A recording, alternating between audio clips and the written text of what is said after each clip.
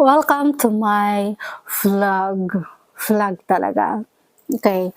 May nagtanong sa akin kung paano ba maging affiliate at kung legit daw ba talaga na kumikita sa pagiging affiliate. Yes po, totoo po, legit po. Kumikita dito sa pagiging affiliate depende sa sipag at tiyaga. Karamihan dito or marami na dito kumikita ng 5 digits weekly, 6 digits monthly, yung iba nga 5 digits daily. Ganon sila ka-hardcore, ganon sila kasipag. Yung mga yun talaga, yung mga nauna ng mga nauna na sa mundo ng pag-a-affiliate. Then ako, dahil bago lang ako, sobrang layo ko pa sa kanila. Pero at least ngayon, yung ibang video sa ginawa ko, nakakapag-generate na ng income araw-araw, kaya araw-araw din ako meron ng commission. Hindi man ganun kalaki, at least hindi na ako nag-zero araw-araw. At pandagdag income kahit nasa bahay lang. Paano ba maging affiliate? Okay, first, kailangan mo magkaroon ng TikTok account. At kung may TikTok account ka na, kailangan mo maging active. Kailangan mo magkaroon ng 600 followers. At least 600. Dati, ang required ni TikTok para maging affiliate ay 1,000 followers. Ngayon, binabaan niya na, ginawa niya na lang 600. Paano ba ang gagawin para magkaroon ng maraming followers? Yan, meron akong dalawang ibibigay na tips. Una, yun yung sinasabi nilang engagement is the key. Diyan mo siya magagamit sa pagpapadami ng followers. I-engage mo sila, ipa-follow mo sila, ipa-follow back ka nila. Yan yung engagement is the key. Then, pangalawa, ang mabilis talaga, sumali ka sa mga live stream. Mag-join ka sa mga live stream. Marami dito sa TikTok, yung higher paid na mga live streamers. Yan sila, kumikita talaga sila sa pagla-live stream. Yan.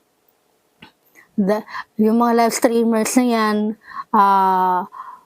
karamihan talaga sa kanila, nakakapagpadami ng followers sa isang TikTok user. Yung pag sumali ka dyan, kapag nag-join ka dyan, halimbawa si itong streamer na to ay mayroong 500 viewers. Yung 500 viewers na yan, kung i-follow mo sila, for sure, 90% dyan ay ifa-follow back ka. Bakit 90% lang, hindi 100%? Kung isa lang naman ang goal nyo, magparami ng followers. Iyan ay dahil yung iba dyan ay limit na yung pag-follow back ng account nila. Kasi merong limitation ang pag-follow back per day. Kaya gano'n. Kaya ako nasabi na 90% lang. Pero malaking bagay ang 90% na kung sa 500 plus na yan. Nasa 400 plus yung magpa-follow back sa'yo. Napakalaking improvement, di ba? Kung halimbawa, mag-join ka sa mga live stream for 2 weeks, for sure sa 2 weeks na yan, naangat na ang account mo. At konting panahon na lang, aantayin mo na lang yung notification ni TikTok na eligible ka na to be an affiliate. Yon, kapag naka-receive ka na ng notification, yun, pwede ka na mag-register, then i-accept niya ni TikTok, depende kapag napatunayan yung age mo, dyan. Kasi ayaw talaga ni TikTok ng bata. Bawal kasi ito sa mga bata. Ayaw niya ng minor. Kasi di ba bawal pa naman talaga magtrabaho yung mga minor. Kasi itong pagiging affiliate considered as a job. Diba? Hindi tayo naglalaro lang dito kasi kumikita talaga dito. Kaya ayaw niya ng mga minors. Meron bang violations na pwedeng magpaban sa account? Yes po, marami din pong violations dito. At yun ang iniiwasan ko. Yan, mga violations na yan. Okay. Ano ba yung mga violations? Una, mga too good to be true na mga salita kapag nagpo-promote ka ng isang product. Ayaw ni TikTok ng exaggerated words. Halimbawa, nagpo-promote ka ng slimming product. Sabihin mo na within 2 weeks, kapag uminom ka nito, within 2 weeks, within 1 week, papayat ka. Ayaw niya nun, kasi alam niya na imposible yun. Diba? Yung mga too good to be true na mga salita, ayaw niya. At yung paggamit ng mga screenshots ng mga videos. Halimbawa, wala kang on-hand product, then i-screenshot mo yung mga yung pictures ng product na seller. Pipicturean mo siya, dari mo sa CapCut, i-edit mo, mo ng gagawin mo siyang moving pictures, ganon. Ayaw ni TikTok niyan. Kasi ang gusto niya, organic video. Gusto niya, may papakita mo yung product talaga. Kung ano yung use, anong gamit ng product, at kung anong benefits na makukuha doon. Yun ang ipapaliwanag mo. Hindi, ayaw niya ng picture lang. Yan yung karamihan sa mga new affiliates yun, sa mga small affiliates. Yan yung karamihan na violations nila. Actually, marami na akong nababasa yung ganyan. Kasi ako nung una, yan din ang ginagawa ko.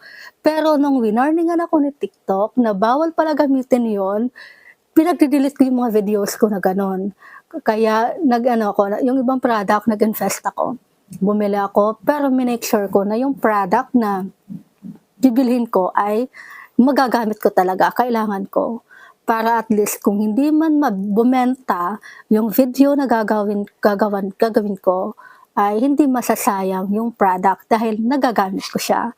Pero sa awa ng Diyos, yung mga videos na ginawa ko, kahit paano, nakakabenta naman yung iba. Meron lang talaga yung iba na hindi araw-araw nakaka-generate ng sales. Pero yung iba, kahit paano, consistent na, nakakapagbigay na sa akin ng komisyon.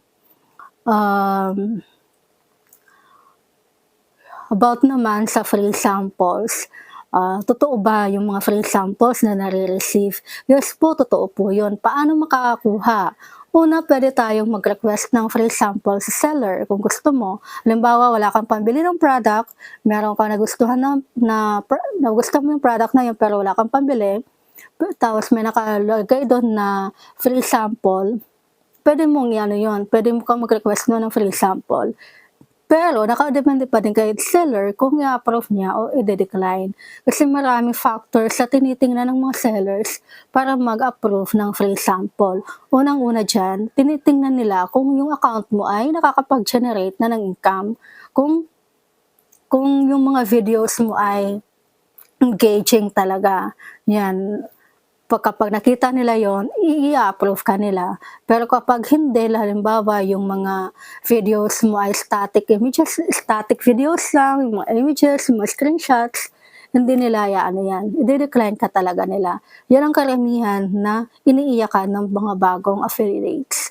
At yung iba nga dyan, kapag nakikita ko yung mga post nilang ganon, pini-PM ko sila at binibigyan ko sila ng tip, another alternative na pwede nilang gawin para makapaggawa ng video nang hindi bumibili ng product kung hindi sila na-approve sa free sample.